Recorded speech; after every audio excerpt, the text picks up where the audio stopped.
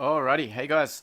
Today I'm going to do a lesson on learning how to make a basic kick and Psytrance combination using like a triplet bassline, but you can apply it to whatever other style of Psytrance bassline that you'd like to make. So let's get right into it. So this first clip here, I'm going to title kick, so I'm just going to go Control R to rename that. And then I'm going to select a 1 bar area and I'm going to go Control Shift M to drop a MIDI clip in. Okay. Now I use a kick synthesizer called Bassism to create my kicks. I understand not everybody's going to have this, but I'm going to use it because it's going to show everybody how I get my kick drums. And it's a very cheap plugin, so I would definitely recommend getting it if you can. So I'm going to use a website that shows me the frequency of each note. So I'm going to write this kick. My kick drum is going to be in the note of E. So I want the bottom of the kick drum where the kick drum rests to be 41.20 hertz. So I'm going to go ahead and put that in the end point in this kick synth. So the bottom of that kick now is at 41 hertz. I'm going to go up the graph and I'm going to find an E up here. So let's go E8, this one. And it's going to be 5,274. Cool. So the reason I do this is so that my kick drum's perfectly in tune all the way through. Perfect. Sounding good. Cool. I can control the attack of the kick using this parameter. Probably actually just going to set it somewhere around there because it sounds very nice.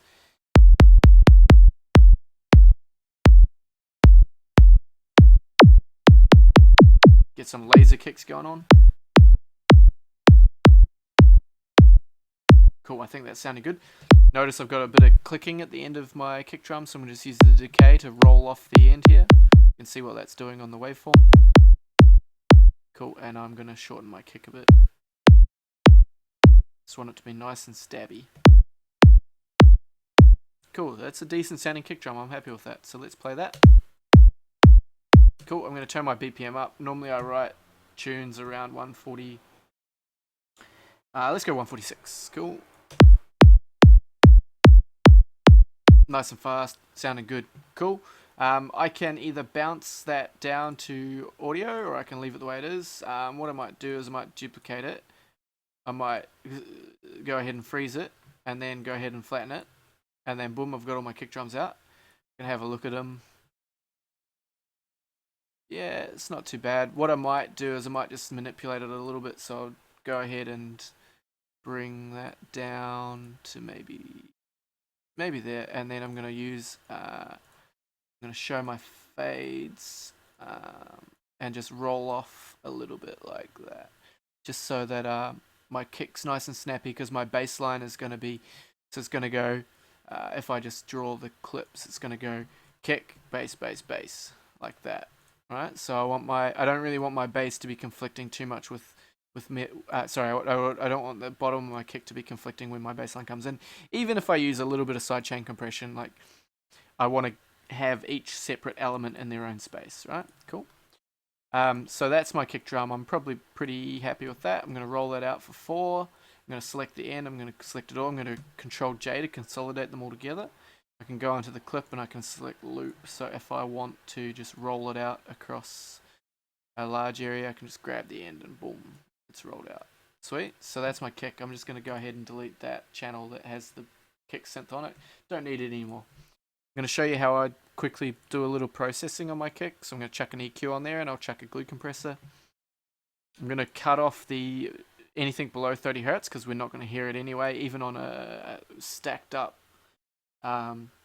Function 1 sound system. Their roll off is typically around 30 hertz.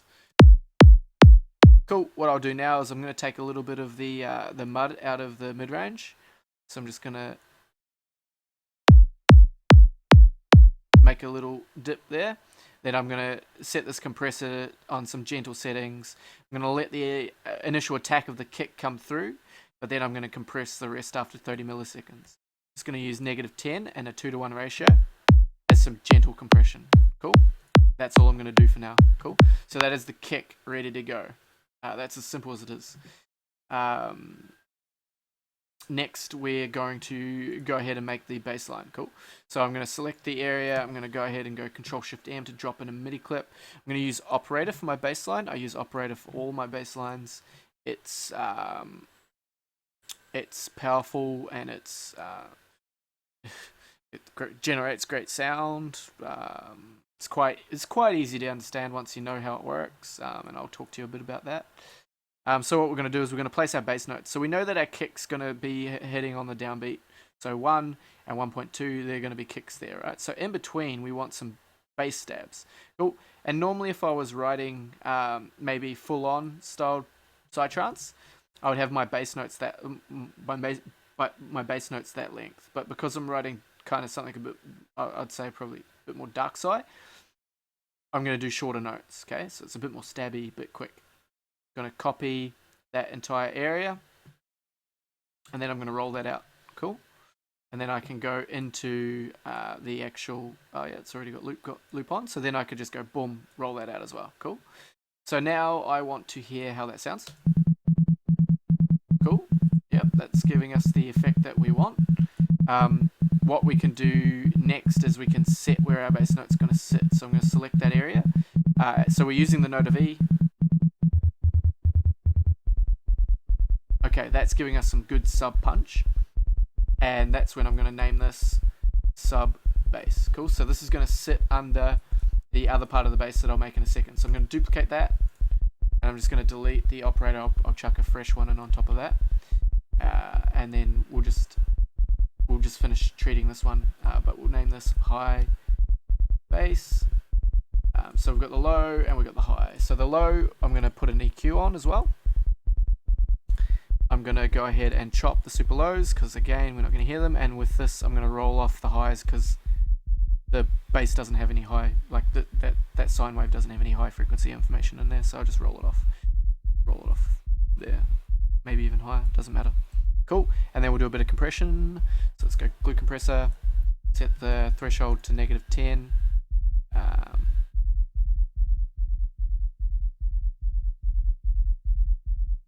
Cool. Just 2:1 ratio, -10. It's nice and gentle, just real basic sort of EQ and compression. Alright, let's work on the high frequency stuff. So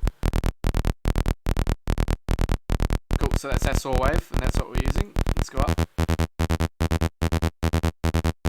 Sweet. So with operator, what I want to do is I want to use a filter to control the sound and the shape of that saw wave that we can hear right now. Cool. So I'm going to go to my filter section here. So just to show you again, sorry. When you select this little box down the bottom, this is the first oscillator, and we set the waveform that it produces here. So that's sine, saw. Cool. And then we can go over it. We can click the filter. We can bring the frequency right down, and we're not hearing anything because the filter's cutting everything out. So what we do now is over here we can set the amount of the envelope. So now you're starting to hear the bass line come out of that. Cool. So then, cool. So that is our high frequency stuff coming through. And then we can set the envelope where we want it. We can manipulate the decay, and we can manipulate the frequency to shape the sound that we want. Cool. I'm thinking I want something like pretty plucky and just like gentle and not overly abrasive. I'm thinking that sounds okay. Just a disclaimer, I'm using headphones, so I don't know whether any of this actually sounds good because I can't use my monitor just due to routing. So this is just teaching you the principles, and you can shape it to the sound that you get out of your speakers. If you want to be trippy, you can also add resonance. That's up to you. Cool. So we've got that bass line going so far. What I want to do is I just want to cut the lows out of it because I've got the sub frequency that's going to be doing all the low stuff. So we can kind of cut it there. So we just want this to be the high end stuff, and then we can compress it as well.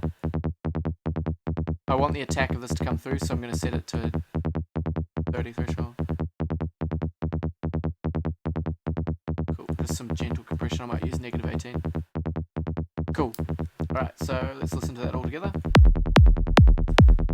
Sweet. Hopefully that's starting to sound like it is supposed to be a Psytrance bassline. Let's so I've grouped the two channels together, so the low and the high.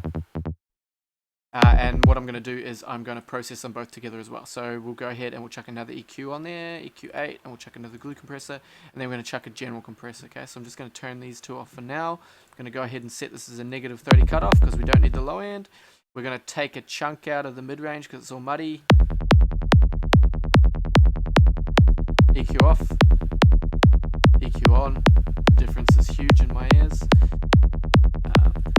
Let's go ahead and set it 2-to-1 ratio again. Let a decent amount of the attack through. Cool. And let's go ahead and turn this compressor on. Okay, so this compressor we're going to use the sidechain feature. So we're going to open up the triangle, press sidechain. Going to go input from the kick. So the kick's going to get fed into the bass. And then it's going to affect the bassline depending on the parameters that we set. Okay, so for whenever the kick is triggered, it's going to push the volume of the bass down, and then it's going to let it slowly increase over time. Okay, so that is going to give us the roll on the bassline that we want. So if you listen to what I do.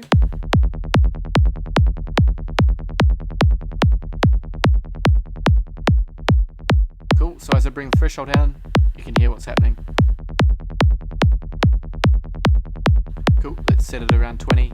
I can't hear, like I said, exactly what sounds great, but that is how I get going with my Psytrance basslines and kicks. And then from here, we'll do, I'll probably leave this video here because that's just a good introduction to how I actually make my basslines. Just for housekeeping purposes, set your kick at -6 and then mix your bassline to where it sounds great in comparison to the kick, just so we're giving ourselves a bit of headroom, a bit of room to breathe when we're bringing in other elements, and we don't want to be clipping our master. So we would figure out where the bassline sounded best, something like that. Again, I would use my monitors to actually figure that out. But that is a good introduction. It is great in a couple of ways because your kick and your bass are in the same key. They're nicely tuned with one another, and you're leaving a decent amount of room in your low end for your kick to come through and then your bass line to play. It's like every different piece has its part. We've processed both of them nicely with the inbuilt Ableton features, and you're good to go with creating your other elements to go with this, and experimenting with what you think sounds great. So hopefully that was really helpful for you guys, and if you have any questions, let me know, but go ahead and create, and I'll see you in the next video.